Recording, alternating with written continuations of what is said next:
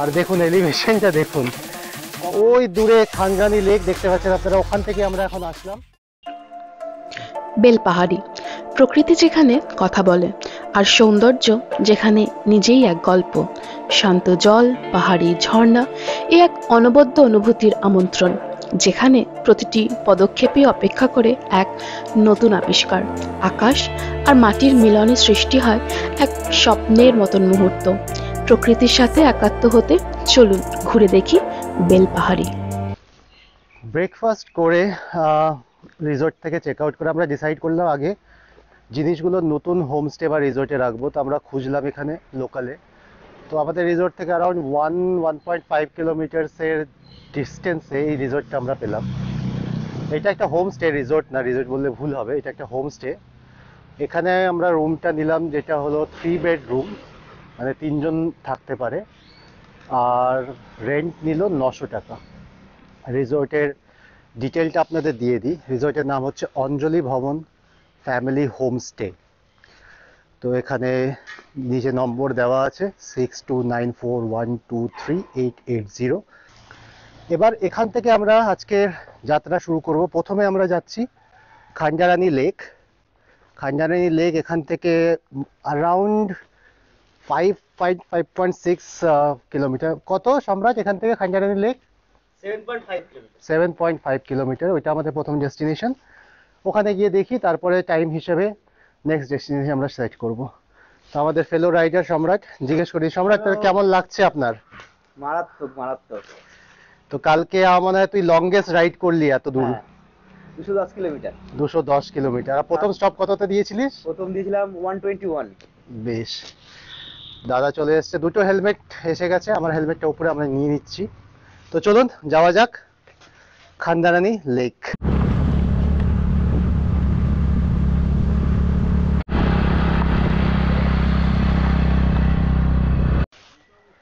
Around 25 minute ride করার পরে আমরা পৌঁছে গেছি এখন খানজারানি লেক। এই খানজারানি লেক একদম জঙ্গলের মাঝখানে। রাস্তাটা আপনারা দেখলেন, জঙ্গল, ধান খেতের মাঝখান দিয়ে বাইক আসলো। আমি বলবো এখানে গাড়িতে আসলে ওই ফিলটা আসবে না যে ফিলটা বাইকে আসলে পাওয়া গেছে। আর এই লেকটা ঢোকার সাথে সাথেই প্রথম কথা এটা আমার মুখ থেকে বেরোলো, দ্যাট ওয়াজ ওয়াও। দেখুন আপনারা,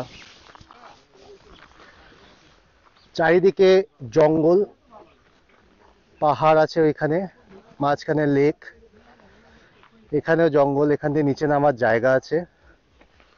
বেশ বড় লেক, চাইলে এসে আপনারা স্নানও করতে পারেন। দূরে আমি দেখতে পাচ্ছি ওই জায়গাটা আমরা যাবো একটু পরে, ওখানে দুটো বেঞ্চ আছে, বেঞ্চ রাখার জায়গা, বেঞ্চ আছে, বসার জায়গা আছে। মানে বললে হয়তো আপনারা বলবেন বেশি বলছে, বাট আমার একবার দেখে মনে হলো আমি ফরেনে আছি। অসাধারণ। দেখুন আপনারা, জাস্ট দেখুন পুরো জায়গাটা। আমার মনে হয় গোপ্রোর ভিডিওতে আমি কতটা জাস্টিফাই করতে পারবো আপনাদের সাথে এই ভিউটা। আমি ট্রাই করব কিছু ক্যামেরা দিয়ে ফটো তুলে আপনাদের পোস্ট করব, আর যাতে আপনারা দেখতে পারেন, বুঝতে পারেন ব্যাপারটা, জায়গাটা কতটা সুন্দর।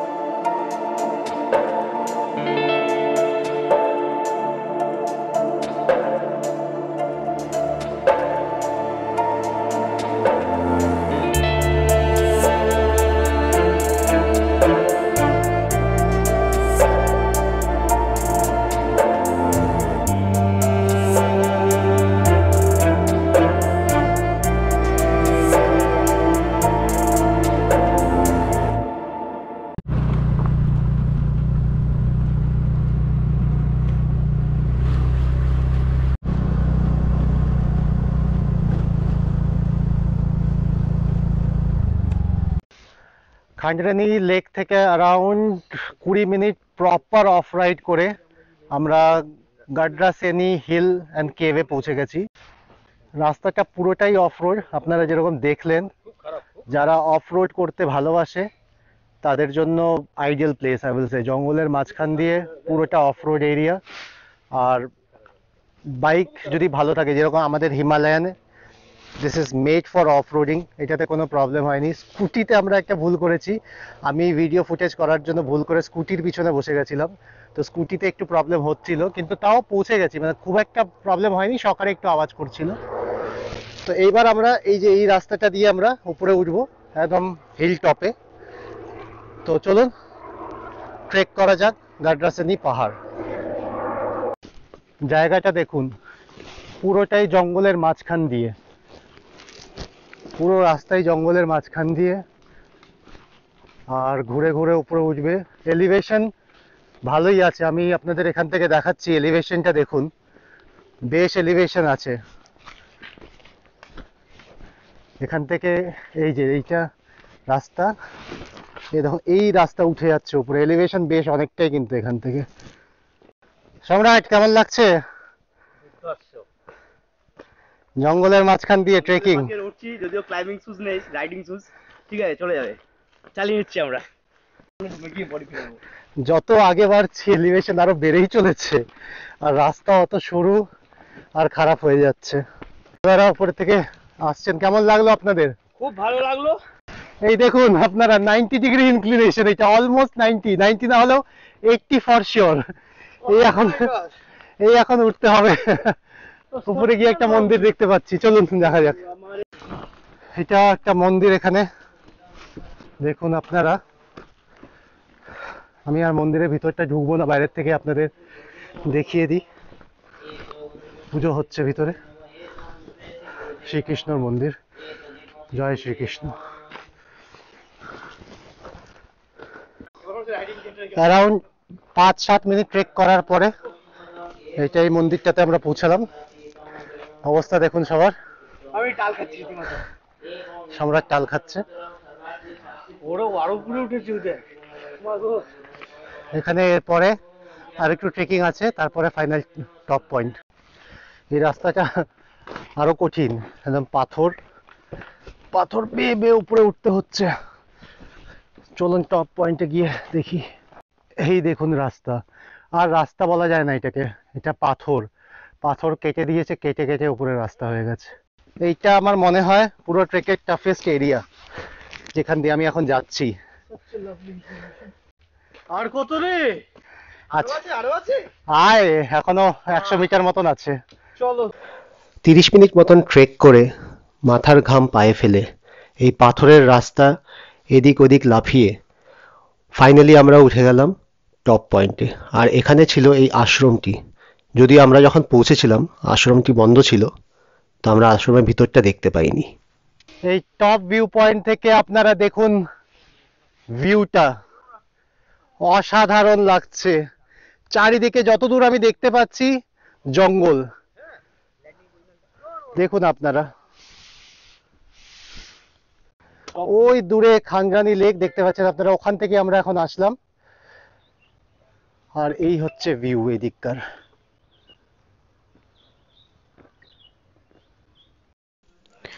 যদিও সৈকতরা শীতকালে এই জঙ্গলমহল এক্সপ্লোর করতে গেছিল, তাও আপনারা দেখতেই পাচ্ছেন চারিদিকে সবুজ।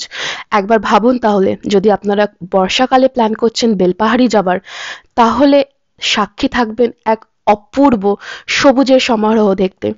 আর এই ভিডিওটি আমিও দেখতে দেখতে একটি কথা অস্বীকার করতে পারছি না, যে ভগবান অর্থাৎ প্রকৃতি কিন্তু এখানে জঙ্গলমহলকে সবুজ ঢেলে দিয়েছে। আজকের এখন অবধি দুটো পয়েন্ট আমরা ঘুরলাম, খান্ডরানি লেক আর গাডরাসিনি ভিউ পয়েন্ট।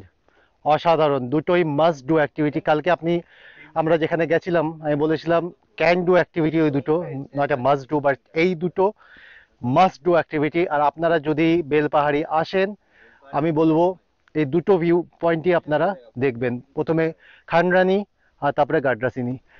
খান্ডরানি থেকে গাডরাসিনি আসার জন্য দুটো রাস্তা আছে, একটা রাস্তা কমপ্লিট অফ রোড, যেটা দিয়ে আমরা আসলাম। গাড়ি আমার মনে হয় না ঢুকবে, কারণ অনেকগুলো এমন স্পট ছিল যেখানে খুবই ন্যারো রোড, তো মনে হয় গাড়ি ঢুকবে না। সেজন্য অন্য রাস্তা, এটা মেন রোড থেকে একটা কানেক্টিং রাস্তা আছে, এখানকার যারা গাড়ি চালায় ওরা জানবে ফর শিওর, বা যদি ম্যাপে কার দেন আপনারা নেভিগেশনে, তো ওই রাস্তাটাই মোস্ট প্রবাবলি দেখাবে। আই এম নট শিওর, আমি ট্রাই করিনি, বাট আই উইল সে আপনারা যদি বেলপাহাড়ি আসেন, এই দুটো point is a must do. Around 30 minutes উপরে স্পেন্ড করার পরে আমরা এবার নিচের দিকে নেমে যাচ্ছি। নিচে নামার সময় একটু কেয়ারফুলি নামতে হচ্ছে। আমরা অলমোস্ট অনেকটাই নেমে গেছিলাম, তারপরে এই ঠাকুর মশাইয়ের সাথে দেখা হলো। ইনি বললেন উপরে একটা গুহাও আছে, তো আমরা আবার উঠছি, গুহাটা দেখে তারপরে আবার নামবো। এই রাস্তায় নেমে আবার চড়া, দাদা তো আসলো না, আমি আর সম্রাট এসছি। এটা হলো এই গুহাতে যাওয়ার রাস্তা, এই নিচে নেমে যেতে হবে। দেখি, এই তখন গুহাটা, আগে কোনো মন্দিরই ছিল না, আগে শুধু এই গুহাটাই ছিল, পরে মন্দির বানানো হয়েছে।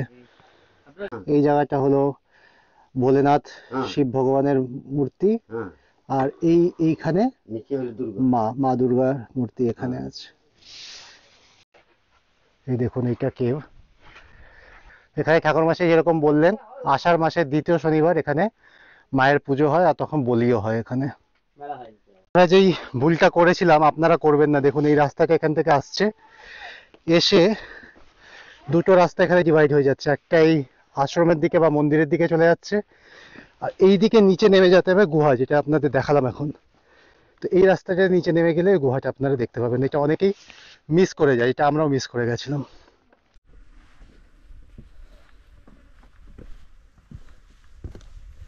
তো নামার সময় পুরোটাই খাড়া রাস্তা,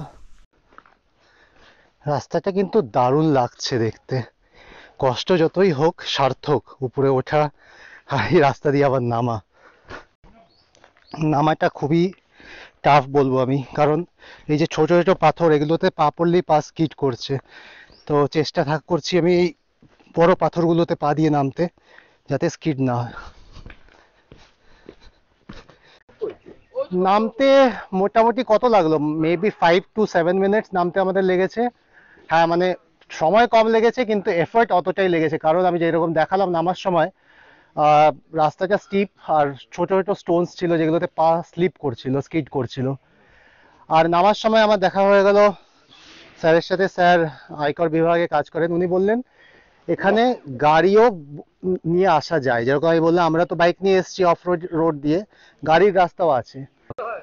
এই ট্রেকে আমার সাথে আরেকটা গ্রুপ ছিল, স্যারদের গ্রুপ, স্যাররা ইনকাম ট্যাক্স ডিপার্টমেন্টে সবাই কাজ করে, আর এনারা অ্যাজ এ টিম এখানে এসছেন, এখানে ঘুরছিলেন। স্যারদের থেকে জেনে নিচ্ছি এনাদের কেমন লাগলো উপরটা গিয়ে। স্যার আপনাদের কেমন ফিল হচ্ছিল উপরে? দারুণ লাগছে। আমরা যে ঝাড়গ্রামে বা বেলপাহাড়িতে এত সুন্দর জায়গা আছে, এত জঙ্গল, এত পাহাড়, আমরা আগে জানতাম না, দারুণ লেগেছে। আমি যেরকম আপনাদের বললাম এইটা একটা মাস্ট ডু অ্যাক্টিভিটি, আর সেম ফিলিং শেয়ার করছে আমার ফেলো ট্রাভেলার যারা আমার সাথে ট্রেক করে উপর অব্দি গেছেন, আমরা তারপরে একসাথে নেমেছি। তো মাস্ট ডু, যদি আপনারা বেলপাহাড়ি আসেন এই জায়গাটা এসে ভিজিট করুন, অসাধারণ লাগবে। রাস্তার মাঝখানে এরকম অবস্টেকেল আপনারা পাবেন। গাদরাসিনী হিল আর কেভ দেখে এবার আমরা ফেরত চলে যাচ্ছি আমাদের হোমস্টেতে। চলুন আপনাদেরকে হোমস্টেটা একবার ঘুরিয়ে দেখিয়ে দিই। এই হোমস্টেটা দোতলা, নিচের তলায় 4টে রুম আর উপর তলায় 4টে রুম। তো এই হোমস্টের সেট আপ, এই উপরে 4টে রুম, একটা দুটো আর পিছনে দুটো রুম। বেশ পরিষ্কার হোমস্টেটা কিন্তু, আর ওয়েল মেনটেন। এইটা ছাদে যাওয়ার রাস্তা, আমি ছাদে গিয়ে দেখলাম ছাদ খোলা আছে, পরে যদি ছাদে যাই তাহলে আপনাদের ছাদটা দেখিয়ে দেবো।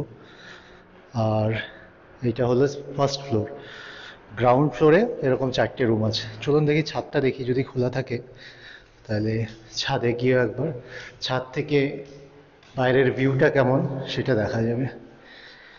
মানে খুবই শান্ত পরিবেশ, আর অফকোর্স রিসর্টের মতন ফ্যাসিলিটি নেই, কিন্তু তাও বেশ ভালো লাগছে আশপাশটা। এটা হলো ছাদ, ছাদ থেকে ভিউটা বেশ দারুণ, চারিদিকে ক্ষেত, সামনে একটা পুকুর মতন আছে, এটা মেন রোড যেটা দিয়ে আমরা আসলাম এখন। বেশ ভালো লাগছে কিন্তু ভিউটা। এই হোমস্টেতে যে রুমটা আমরা নিয়েছি সেই রুমটা আপনাদের দেখিয়ে দিই। এটা একটা কিং সাইজ বেড, দুটো বালিশ দিয়েছে, 3জন ইজিলি অ্যাকোমোডেট হয়ে যাবে এই বেডটাতে। আর সামনে স্পেস অনেকটাই আছে, রুমটা বেশ বড়, অনেকটা স্পেস এখানে সামনে। এটা ওয়াশরুম, ওয়াশরুমে ওয়েস্টার্ন টয়লেট আছে, গিজার আছে, র্যাকস আছে কিছু জিনিসপত্র রাখার জন্য, আর শাওয়ারও আছে আমি দেখতে পাচ্ছি। ওয়াশরুমটাও মোটামুটি ঠিকই আছে, খুব একটা বড়ও না ছোটও না।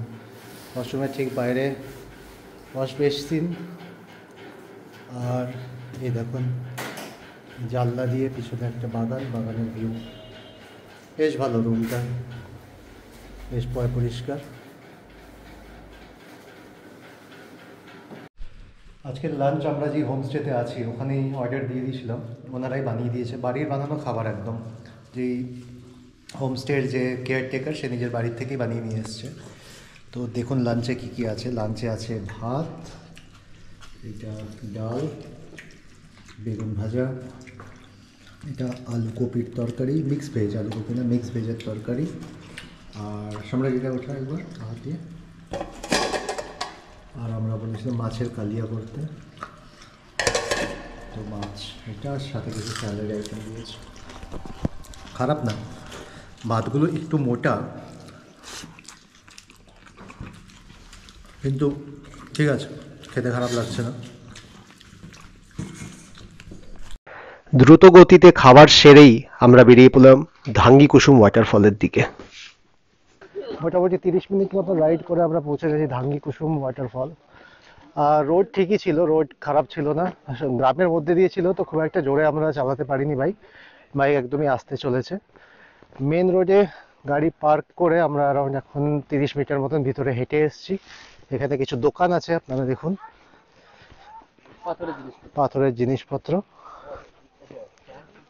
এগুলো হাতে বানানো ঝুড়ি,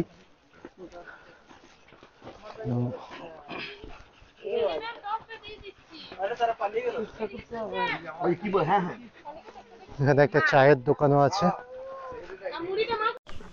এটা হলো রাস্তা ধাঙ্গি কুসুম ওয়াটারফল দিকে যাওয়ার।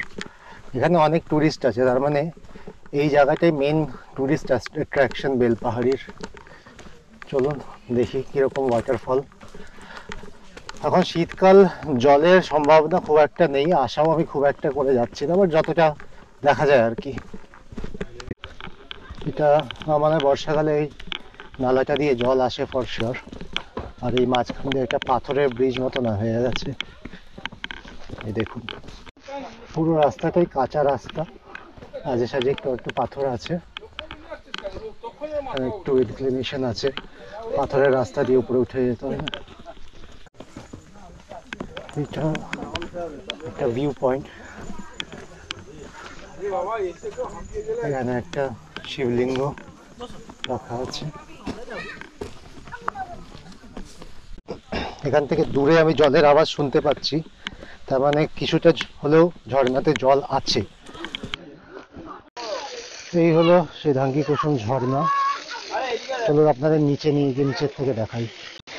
এই হলো সেই ঝর্ণা, খুব একটা জল নেই এখন, শীতকাল, আর এখান দিয়ে ঝর্ণাটা নেমে বয়ে চলে যাচ্ছে এই নিচের দিকে। চলুন ওই দিকটা দেখে আসি। ঝর্ণাটা এদিক দিয়ে বয়ে নিচের দিকে নামছে।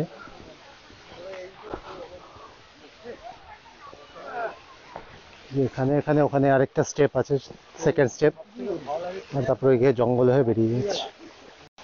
এটা কিন্তু ভালো টেন্টিং ডেস্টিনেশন হতে পারে। এখানে যদি রাত্রে টেন্ট করে থাকা যায়, শুধু এই ঝর্ণার আওয়াজটা আসবে, টেন্টে থাকবেন আপনি, বাকিগুলো নিরিবিলি, তো ওই পরিবেশটা কিন্তু বেশ হবে। এখানে আমি জানি না ফরেস্টে এরকম টেন্ট করে থাকা অ্যালাউড কিনা, বাট হলে বেটার হতো। ধাঙ্গি কুসুম ওয়াটারফল।